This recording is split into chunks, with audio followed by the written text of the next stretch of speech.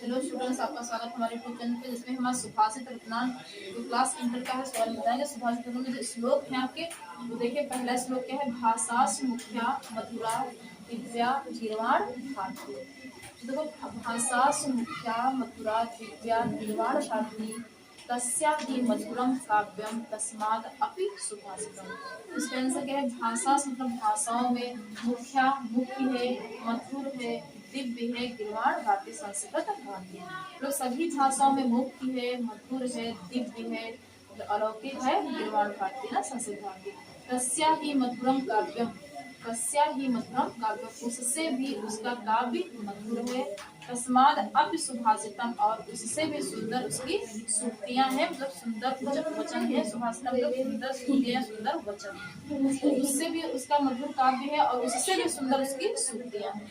दूसरा है आपका सुखार्थिना कुतो विद्या। सुखार्थिना कुतो विद्या, कुतो विद्यार्थिना सुखम, सुखार्थी व त्यजेत विद्यां, विद्यार्थी व त्यजेत सुखम। तो सुखार्थिना कुतो विद्या, सुख चाहने वाले को विद्या, जो सुख चाहता है उसे विद्या नहीं प्राप्त हो सकती है। कुतो विद्यार्थिना सुखम, और विद्या चाहने वाले को सुख कहाँ, विद्या चाहने वाले को सुख कहाँ। सुखार्थी व त्यजेत विद्या, सुखार्थी व त्यजेत विद्या, तो सुख चाहने वाले को विद्या का त्याग करना पड़ता है और विद्यार्थी को सुख का त्याग करना पड़ता है। अगर विद्या चाहते हैं आप तो सुख का त्याग करना पड़ेगा, अगर सुख चाहते हैं तो आपको विद्या का त्याग करना पड़ेगा।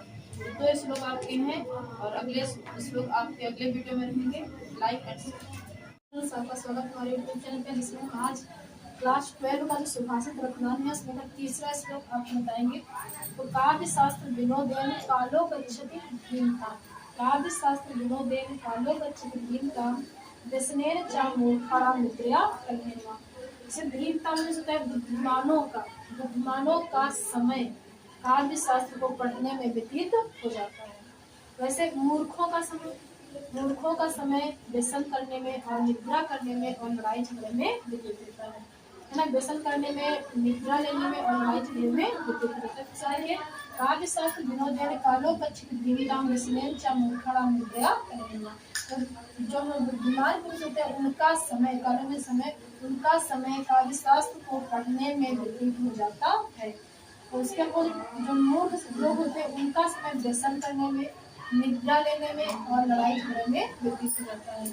चौथा है आपका न चौर्हार्यम न च राजहार्यम न भातृभाज्यम न च भारकारण व्ययी कृते वर्तते एवं नित्यम विद्याधनम सर्वधनम प्रधानम। तो विद्या धन सभी धनों में प्रधान बताया गया। तो धन विद्या की आप इसमें व्याख्या किए। विद्या को न चोर चुरा सकता है, न चौर्हार्यम, विद्या को न चोर चुरा सकता है और न राजा छीन सकता है, राजहार्य में राजा छीन सकता है, न भ्रातृभाज्यम, न ही भाई बांट सकता है, न च भारकारी, और न इसमें कोई बोझ है। व्यय कृते वर्धते एवं नित्यम, ना व्यय करने से, ये प्रतिदिन व्यय करने से क्या है, बढ़ता है।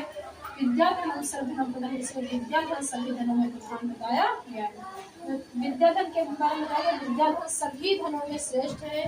न इसे चोर चुरा सकता है, न ही राजा छीन सकता है, न ही भाई बांट सकता, और न इसका कोई बोझ है। ये जितना आप व्यय करेंगे, जितना खर्च करेंगे, उतना आपका बढ़ेगा। इसीलिए विद्याधन सभी धनों में श्रेष्ठ बताया गया है। Like and share.